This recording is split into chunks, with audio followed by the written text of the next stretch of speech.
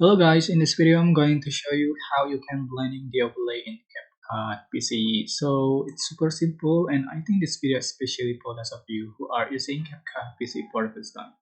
So I'm just going to add a background to my track and I'm going to add the overlay. So put on top another clip and this is green screen and I'm going to remove the green color. Just click cut out and select chroma key color picker and select the green color just for the option.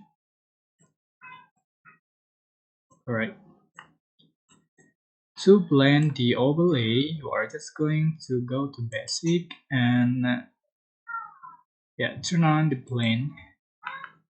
You can select mode of blend, breaking or screen. So select this one you like so. Right, that's it. So super simple. That's how you can blending the overlay in CapCut PC. I hope this tutorial was helpful for you guys. Don't forget to like, comment, share, and also subscribe. And if you have any question, please select in the comment section down below. Thank you so much for watching.